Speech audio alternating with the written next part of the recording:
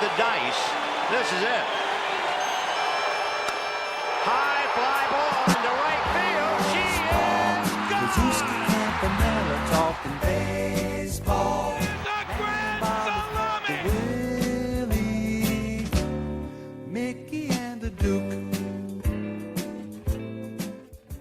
Welcome to Fed Up, the #1 podcast where you can get up on all things Federal League. I am your host, Josh Stoll. Got a great episode lined up for you today. Got a couple of great guests, but before we get to those, we have 2 games to cover. That's right, the first 2 of 315 scheduled games on the Federal League season are in the books. The first weekend was an alliterative avalanche with the Newmarket Northerns taking on the Vesely Vulcans. Not much has been posted on this game yet, but thanks to Elon Musk's product on Twitter, we know that the Newmarket Northerns were the first team to take advantage of the 10-run rule as opposed to 15, and they blank the Vesely Vulcans 10-0. The second game, the Apple Valley A's traveled to South St. Paul and took on the South Metro Saints. We've got video highlights of this one, which means I get to live out my childhood dream as a Sports Center anchor. And I'm going to do my best Stuart Scott for you today. Let's get right into it.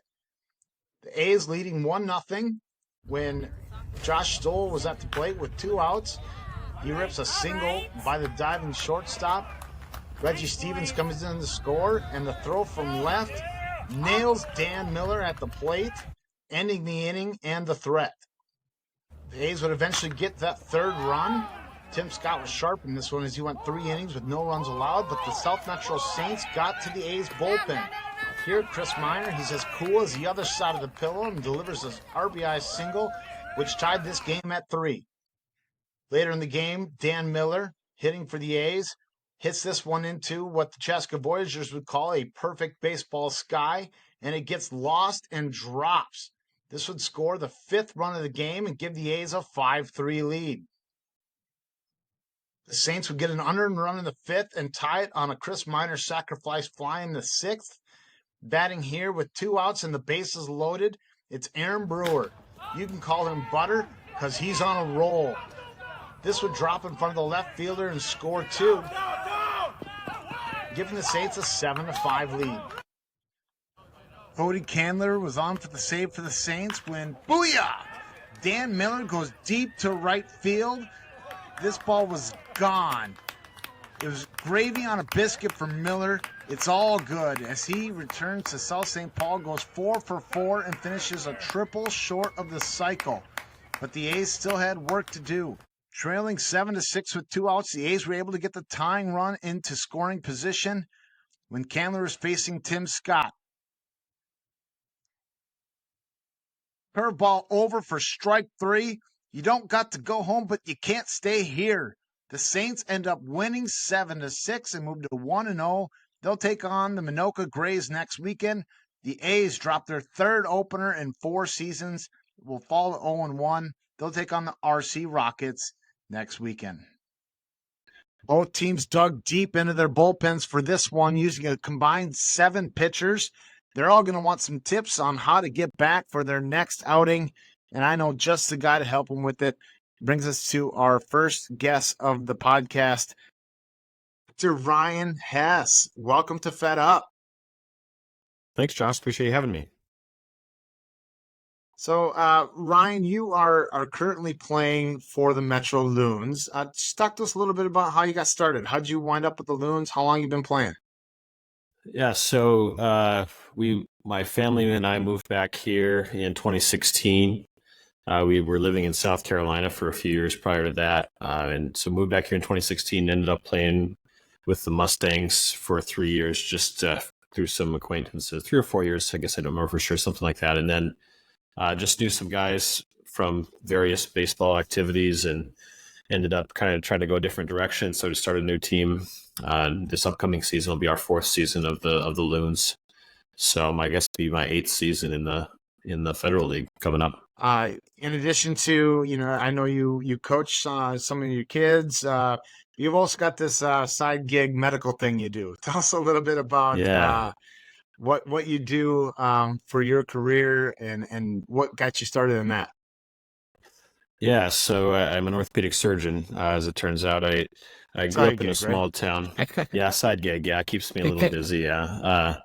I grew up in a small town, kind of west central Minnesota, and ended up um, going to college at Concordia in Moorhead and played a couple years of baseball there. And it was clear no one was going to pay me to play baseball, so it was time to give that up and get better grades. And so wanted to go to medical school. Ended up going to medical school in Milwaukee, and then did my orthopedic surgery residency in Nebraska at the University of Nebraska Medical Center. And then when you finish your residency, if you want to, you can go and do an additional year of what's called a fellowship training, which is a subspecialty. And I wanted to do sports medicine, and I did a fellowship in Florida with Dr. James Andrews, who some people might know is kind of a well-known baseball surgeon and a lot of ACL surgery. So I spent a year with him, and we did He's tons the and tons standard, of right? He's the yeah. guy. Yeah, he's a pretty well-known person in a lot of ways. And so I spent a year with him doing a lot of work on, professional baseball players, professional football players, and you just sort of learn a lot about how to take care of athletes in that setting. And then after that, I was in practice for 3 years at the University of South Carolina. I was one of the Gamecock team physicians. So that was a lot of fun. And we had our son in 2015 and decided that we wanted to be closer to our families. And so moved back here, like I said, in 2016. And we've been back here since. So now I work for Twin Cities Ortho, mostly in the Maple Grove and Plymouth areas. And I do a lot of kind of shoulder and knee surgery with some elbow surgery thrown in there. See a lot of ACL injuries, rotator cuff, shoulder instability, things like that. And then I kind of have a special interest in baseball injuries. And so I see a lot of baseball and softball players, overhead athletes, things like that. So keeps me busy. Yeah, absolutely. It sounds like it. So not to try and put you out of work or anything, but I thought it'd be fun to have you on and just, talk a little bit about how guys can stay healthier this season. We can talk a little bit of arm care. We can talk about, just, what it takes to, finish a season in the Federal League, at our ages. Your specimen that we're dealing with here isn't quite the same Yeah. subset that you had with Dr. Andrews or, at South Carolina. We've got everything Yeah. ranging from 35 to 70, right? Yeah, and I think that's really an important part of it is that there's a broad range of athletes and abilities, and that's actually one of the things that makes the Federal League great. Is we have such a range Absolutely. of players, but uh, one of the hard parts I think for people is that we all have lives outside of baseball, and so there are times where we have to come into the game pretty hot, and you're driving up as the national anthem is being played sometimes, or things like that, and so the ability to get your body warm and warm up and things like that isn't always there. And so I think it's important to try to think about those things, especially as we get older. I certainly know I found that myself, that it takes my body a little bit longer to feel good before a game, and maybe a little longer to feel good after the game is done as well. So I think there's some important pieces. The one of the biggest things I think is just trying to do something to get your body warm. A lot of us, and I'm certainly guilty of this at times too, is we want to get there and get our arm loose and start throwing. And that's probably not the best way to do it, actually. I think a little bit better thing is to move your body around and get the body warm first, because as everybody knows, you really throw with your body, not with your arm, if you're doing it right. And so if your body's not warm, you're putting extra pressure and stress on your arm. So you really should try to get your body warm first, whether that's stretching, jogging, some of those sort of combination of things like that. I think that's really important. And then certainly doing some light throwing, things like that to get your arm loose is important too. But I think, when possible, those sort of things should come after you've gotten your body moving a little bit. Anything you do differently, like starting off the season, like early season arm care? The winter is still hanging on a little bit. It's a little bit colder, layering up a little bit. Anything like that going to help early season? Yeah, I think that's a really important piece. And I think that's actually probably one of the most important things, is trying to take good care of your arm in the lead up to the season. Because if you do it wrong, you can certainly get lingering issues that give you trouble through the whole year. It depends on a person's access to facilities, of course, but really ideally you'd start throwing, maybe a couple of months before the season starts, and just start with light throws. I know we all kind of want to just get the ball and let it rip, but really that's not the best thing for us. Again, you want to get your body warm and start with the reasonable number of throws and kind of work your way up. And the exact number, I hesitate to give exact information because it's going to vary depending on the person and their skill level and all of these Everyone's sorts of body's things. different, right? That makes sense. Yeah. But I think it's really important to kind of just gradually build up over a period of several weeks and maybe even a couple of months. And I think it's just a little bit unrealistic to expect to not do much in the winter and then show up on opening day and throw 7 innings and pitch great. I think that's just really hard at our age to do that. I mean, there might be some guys out there who can do that, but I think that's going to be a relative minority. So I actually think the lead up to the season is really important to try to get your arm and body in a good position and just trying to stay fit in the off season as much as we can. I know life gets in the way, but trying to do what you can, I think, is really important to set yourself up for success. That's good advice. All right, let's get into the season then a little bit in terms of we've done the proper things of thawing out the right way. We went to work in February and March. We got our arm to a point where we're feeling good. Now we're kind of mid-season and following let's say a pitching performance. Do you recommend rest, ice, like any tips there to kind of make sure that we're able to come back?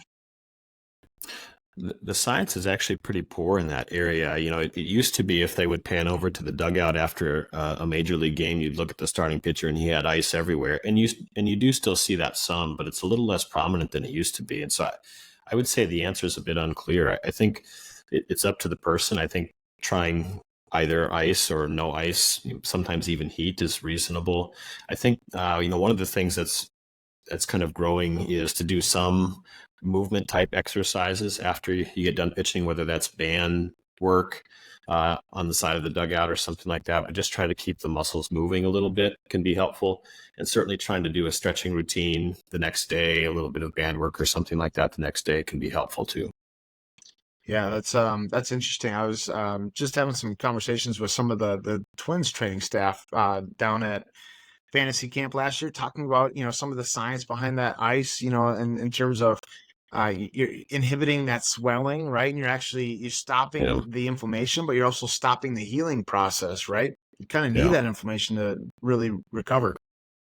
Yeah, exactly right. It's a bit of an evolving science, so I'd be silly to say I had it figured out, but there's certainly some evolution of thought that is different from when we were young. It was just ice, ice, ice all day long, and it's an evolving area of study, and certainly not something that we know exactly what the right thing to do is. So I would say the pendulum is definitely swinging away from icing as much as you're suggesting. What those like the stim units and stuff like that? Anything? What's kind of the or some of the needling therapy? Things like that. What's kind of some of the ideas behind some of that, and what's it designed to do? Yeah, there's a lot of different things out there. You mentioned a couple. There's things like those percussion guns that you see people using, foam rollers, like all kinds of different stuff like that. And, again, I would say the science behind a lot of that stuff is relatively soft. And I think trying each of those things and seeing how your body responds to it's a really good idea. I wouldn't necessarily endorse one over the other, but I think all of those tools are out there to help people. And some are a bit more accessible than others, but trying a different set of things and seeing how your body responds to each is a really good idea. I wouldn't recommend necessarily one highly over the other, but it's good to have an idea of all those tools and try to use them when you can. And kind of just find out what works for you, right? What if you did something and you got back a little quicker and felt good, maybe do that again, right?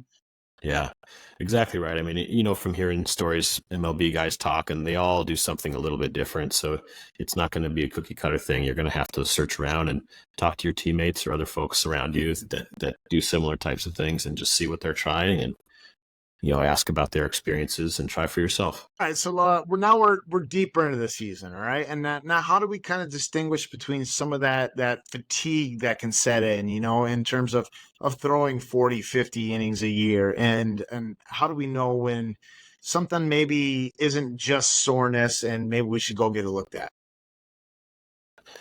I think that's a great question, and I think that's actually one of the hardest parts about my job and then our lives as baseball players, particularly coming up on being over the hill baseball players. We're always hurt a little bit. I would say that generally speaking, the idea that your arm should not hurt while you're throwing is something that I come back to. There's going to be some soreness and achiness there, and trying to do the best we can to distinguish between pain and soreness or achiness, I think, is an important distinguisher. And soreness, achiness, generally okay. But if it hurts when you're throwing, we should probably think about what we're doing. And so that's probably the main distinguisher. And then most of us, if we've been playing for baseball as long as we have, kind of have an idea about how long we normally should be sore after we're pitching or playing a game where we do some throwing.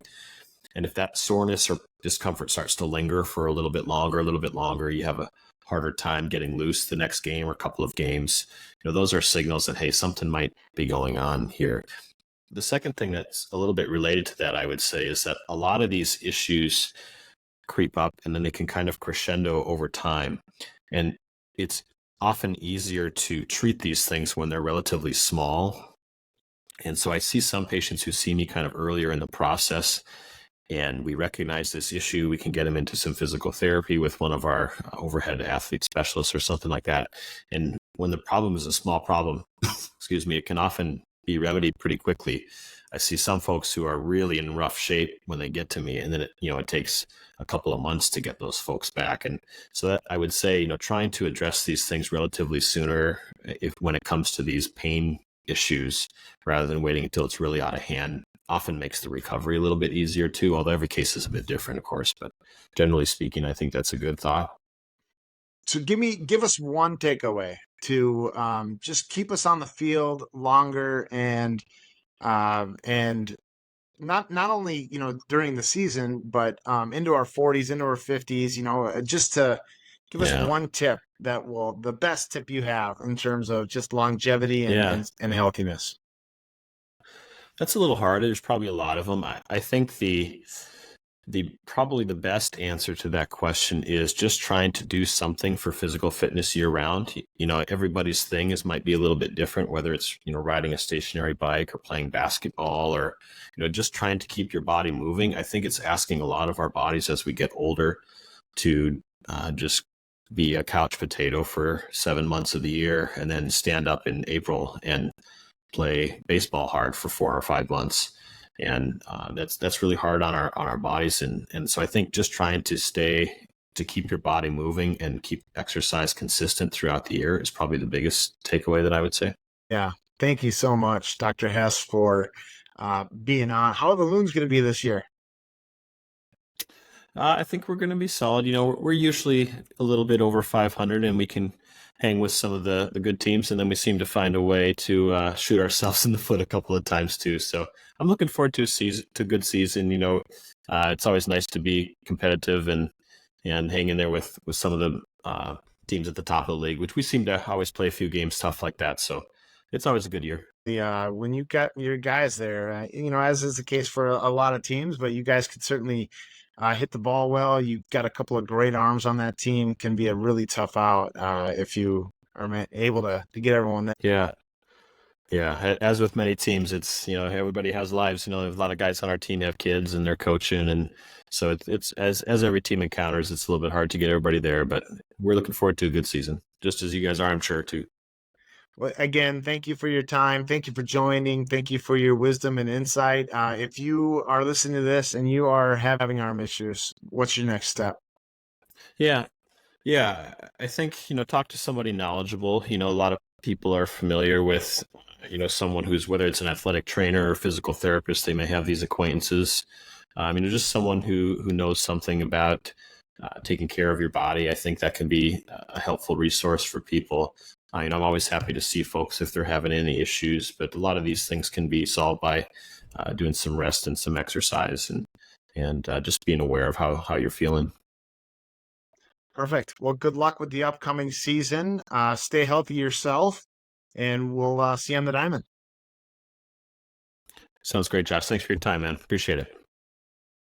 FedUp is your number one place to get up on all things Federal League, and included in that topic of conversations are the burner accounts. Here to discuss those, I've got Mark Von Ruden of the Minoka Grays.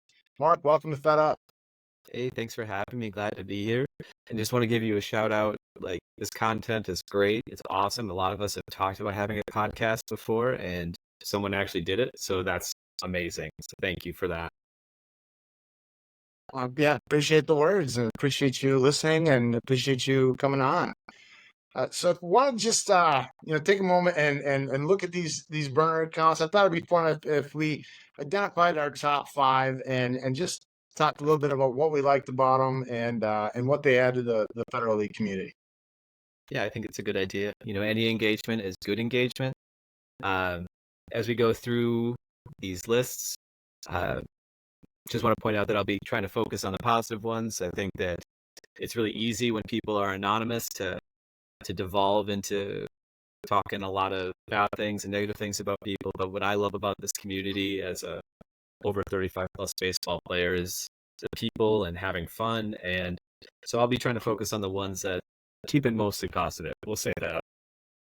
Yeah, and I totally agree. I think that this can be a great way to add to the humor and improve the community and just the overall experience of being a player in this league.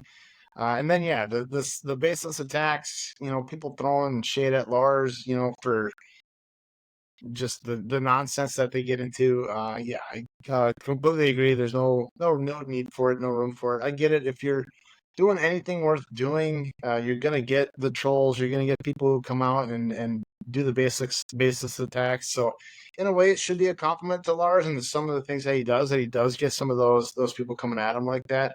And there are others too, who tear down Torrey Holt and the league in general, the board, but yeah, I'm in complete agreement that funny's good. The attacks, there's no room Right. for 'em. And it's good to keep it in perspective too. When you go and play in these tournaments in other states and other places, like people know about the amateur baseball scene here. They know what we have here, and I think sometimes we take it for granted. But there really is nothing like this anywhere in the country, and so yeah, sometimes we can get a bit negative, and maybe we don't like the divisions or tournament brackets or whatever. But we are all so lucky to have the league and just this community in general. Yeah, appreciate you sharing that. And I'm not gonna get to the list here without dropping off your own X handle, Penguin Killbear. Yeah, I've had that forever. I don't know what it means. Wow. I love it, and I love the shirt too. Thank you for repping Joey. Yeah, this is Joey's happy face. If anybody is curious, this is what Joey looks like when he wins the Federal League Championship. So There you go. Just one more reason to follow us on YouTube to get the extra bonus of the Joey T-shirt. All right, let's get into the list here. Number 5. What tell us who you got at number 5 and what you like about it. All right, so I said I was going to try and keep it mostly positive. So we're starting out right away with somebody who I don't think has said a single positive thing about anybody not from the South. We're going with my best friend, South Division Dwayne. Now, I was hoping he'd be on this list for you. so if anyone's seen it, he just Give us the context. absolutely rails on us. Just absolutely rails on any Us city being team, the Minoka any Grays. North team, everything. Yes, Yeah. the Minoka Grays, city teams in general, just everyone. That being said, I think he secretly loves us. So that's why I kept him on here. It's almost to the point where it's satirical.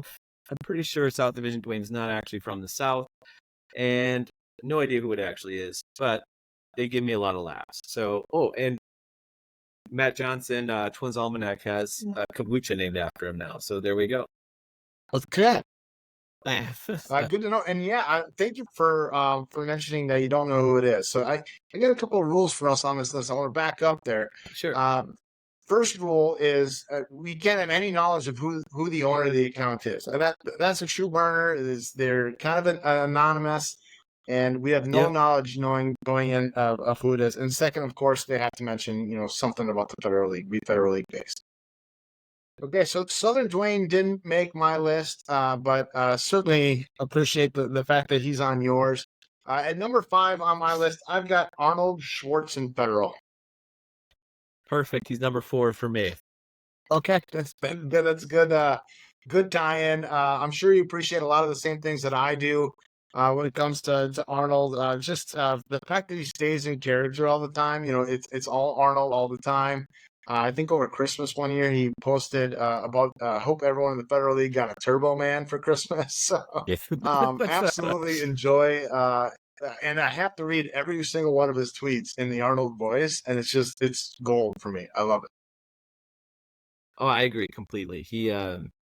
Everyone is in Arnold voice every time. I love it when he can answer a tweet with direct movie quotes from some Arnold Schwarzenegger movie, which happens all the time. Just, yeah, never breaks character. I have no idea who it is, and it's great. Yeah, and in complete agreement there. I did just for the segment here. I pulled a couple of his tweets. He's got some good ones. He came onto the scene June 7th in 2022. With this gem, with only $20, I can't do it, Arnold boys, but in your head, with only $20 in my pocket, some sweaty clothes in a gym bag, I came to the USA in 1968 and set my sights on the bright lights of bodybuilding, Hollywood, and lastly, politics. But now I focus my superior strength and one-liners to bust balls and inspire the Federal League. I'll be back. Every time it's a gem. Every single time.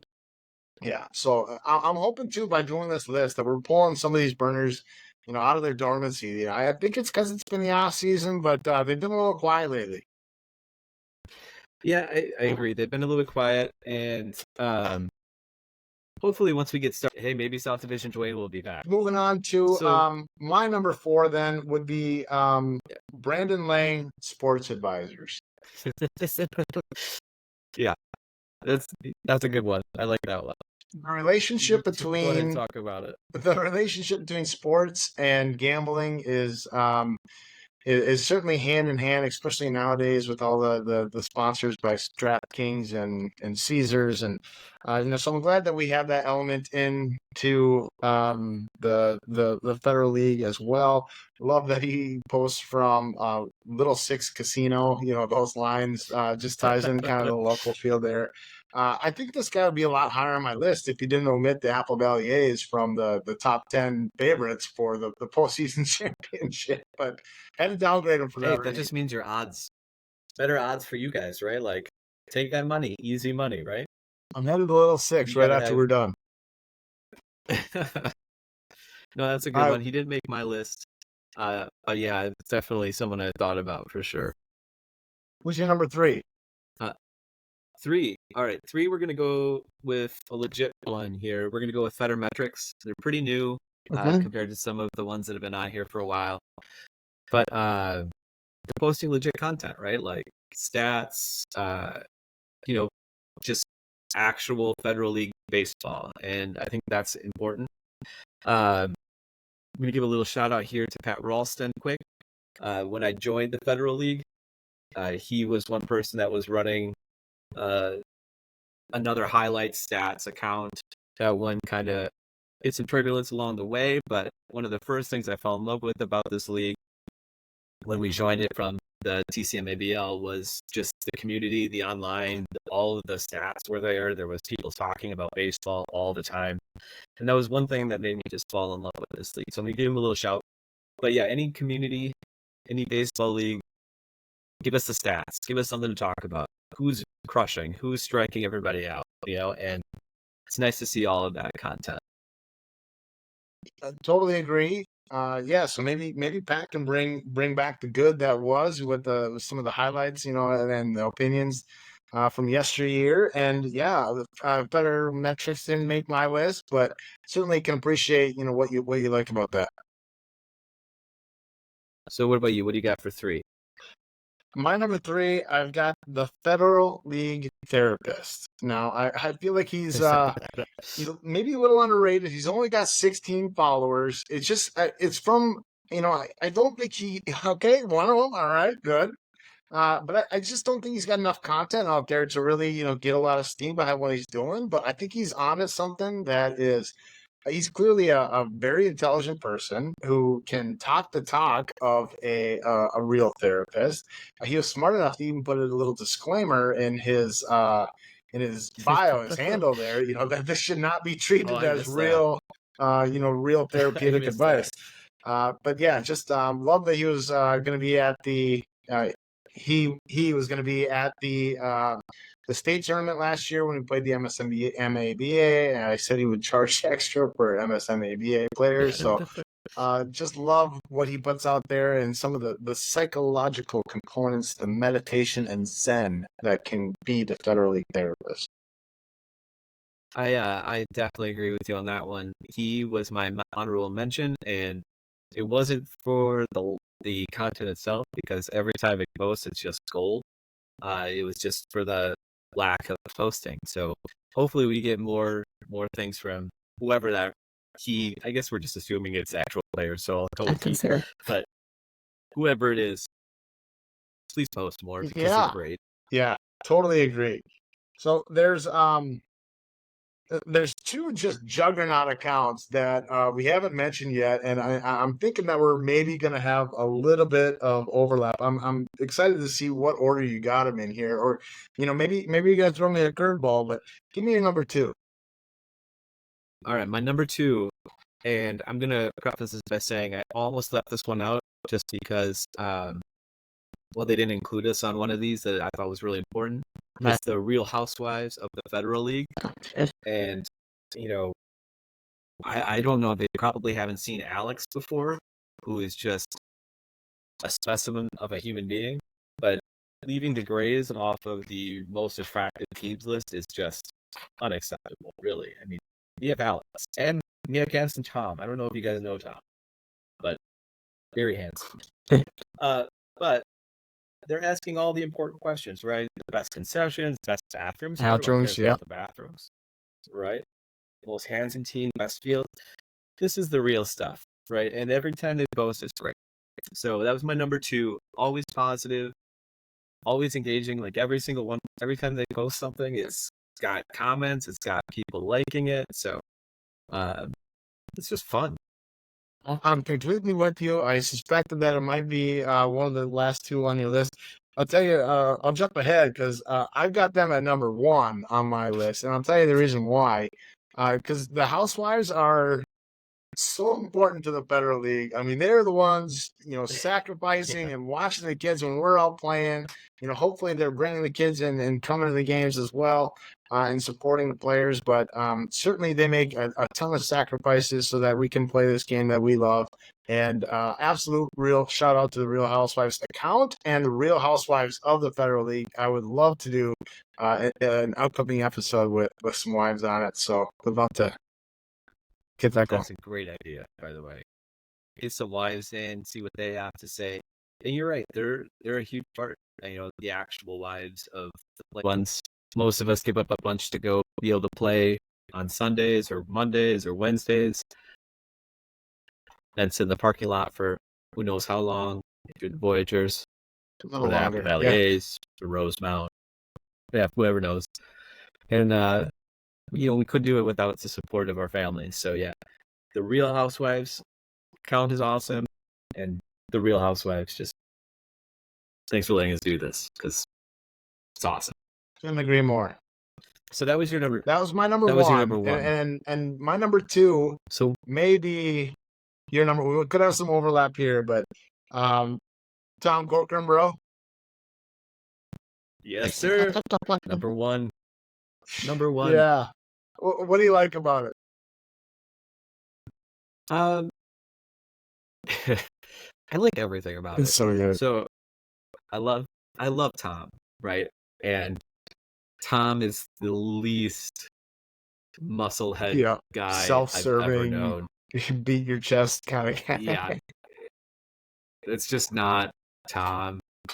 And so, I mean, he's got like his fans. He named his fan the Corcomanians. Like, it's absolute bull. It's it's never negative, really, right? It's always just how awesome Tom is, and the fact is Tom is awesome. It's true. So if Tom wanted to make an account about how awesome he is, he really could do it.